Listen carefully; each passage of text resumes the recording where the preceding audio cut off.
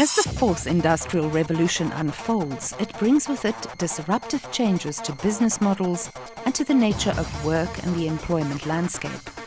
While some fear that millions of jobs may be lost because of technology disruption in the next decade or so, others see opportunities for the creation of millions of new jobs. An augmented labor force will emerge that blends the capability of both humans and machines, leveraging each other's strength to improve productivity. Will the benefit outweigh the cost of disruption? That is up to us and the decision we make today. Educators, educational institutions, policymakers and investors are coming face to face with questions like, are we preparing our students for the needs of the current and future world of work? What learning do they need? Are linear career trajectories along conventional paths still the answer to the educational dilemmas of today? So worldwide, if you look at access rates in higher education, they're around the 30% mark if you look at an average. But obviously it's a broad range. Countries in like North America and Europe, they're 70–80%. Asia is about 40–50% in some parts. Africa is fairly low. In some cases, it's less than 10%. So obviously that means the need is urgent. It's yesterday, and we need to address this. And obviously public solutions, public universities, access to public higher education is simply not sufficient. We have to have private models that deliver the same quality and relevance of education.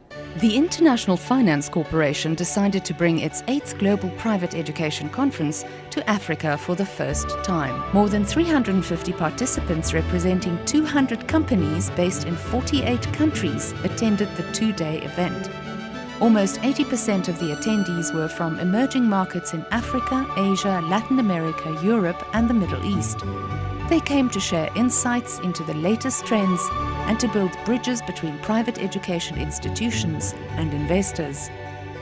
Setting the scene for the conference was keynote speaker Gary Bowles, an author and internationally recognized expert on the future of work and learning. Our belief is that educators have a unique opportunity. This is a time of exponential change where really dramatic changes are happening. Science fiction level technologies are appearing overnight.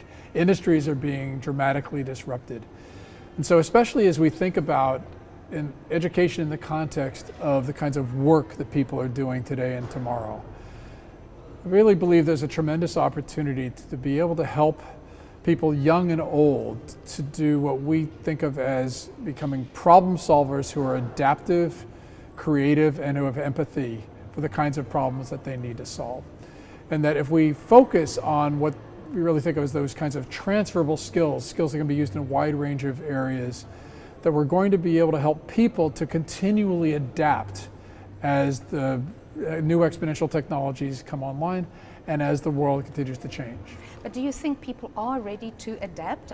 I think a couple things are true. The first is that the past is normally not exactly what we remember it to be. We've always been subjected to dramatic change, especially on the global stage. But I also think that the opportunity is for people to see that there are tremendous new ways that they can solve new problems. There are completely different kinds of challenges that they're going to be able to solve that weren't able to solve before. If we just understand the ways that those technologies that are appearing can be best used to the advantage of people in society. The founder and CEO of SIS, or Singapore Intercultural Schools, has found a way to make private school education a lot more affordable for ordinary people while maintaining high standards of education. I worked in Indonesia for 29 years. And my children, we had the privilege to send children to one of the most expensive schools. It's $30,000 per year. Now, Jill, education cannot be that expensive. So I decided that there's got to be a different model. So I halved 30 to 15, and I'm a Singaporean. So I've taken the Singapore curriculum and the Singapore education system, which is ranked as #1 in the world. I'm not saying it, OECD, PISA rankings has put Singapore #1. So I brought that down to Indonesia at $15,000. And I'm looking at that school of mine and I'm thinking, it can't be that expensive, right? It has got to be cheaper. So I half 15 to 7. I got that's 7,000 US a year, and I had IFC, the World Bank, helping me out there. And then I half 7 to 3,500. And 2 years ago, I halved 3,500 to only 1,500. That's for private education. That's for private education. And why is it successful? One, the schools are an ecosystem. No schools out there should operate in isolation. And that's an issue with a lot of the public schools. They are all operating in isolation. My budget school, it's only a 10% tuition fee compared to the most expensive school. Schools are an ecosystem. They collaborate, not financially, but collaboration of ideas. So for example, every 2 months, all the heads fly down and they share. All the administrators fly down and they share. So the head of a budget school shares the meeting, gets a chance to chair the meeting just as the one who's running the most expensive school. So a teacher from the budget school, she can get onto the net and ask for anything that she wants from anyone in the ecosystem. I call it vertical collaboration, and you know what? The budget schools are giving the most expensive school a run for the money. They are, because all the schools do common exams, and I benchmark them all. So that's one. Number two, teachers. I spend a lot of time and resources on teachers. We find the best, we keep them, and we motivate them. The Singapore system, Jill, works on a very clear curriculum, very responsive curriculum for the 21st century, and the teachers have very clear lesson plans. We collect data, they're held accountable, and there's feedback loops. That's the success. The IFC has financed over $1.8 billion in loans and equity to over 120 projects to support private education in emerging markets. Tertiary education, including technical and vocational training, represent about 75% of IFC's business in education.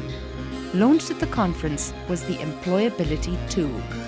Very often young people, and millions of them around the world and also in Africa, are struggling, are floundering because they have credentials, they have diplomas, degrees, they don't have access to information about job opportunities. On the other side, thousands of jobs with employers struggling to find talent, but don't have an ecosystem with which to engage. This tool will help our higher education clients and beyond to be able to assess themselves, evaluate themselves on how good they are at providing employability services, and then work with us and our experts to create a roadmap to see how they can improve. What that will do for the young people, because it's all directed towards the students in the end, is to help them gain access to information, access to better services, and equip themselves better and to be more prepared for the rigors of the job market. So we believe this is going to be a very important contribution on the part of IFC to bring to our clients some value add beyond growth capital, because that's what we traditionally do. We provide growth capital for our clients to grow. But this, I think, is a real value add in terms of helping to impact the lives of young people. As the curtain comes down on the 8th Global Private Education Conference in Cape Town, the need for innovation, collaboration and employability of students will remain hot topics. I think we're at an amazing inflection point where what we think of as formal education is becoming unbundled, and there are going to be a range of new and very innovative ways of providing learning experiences for people, lifelong learning experiences for people in completely new ways.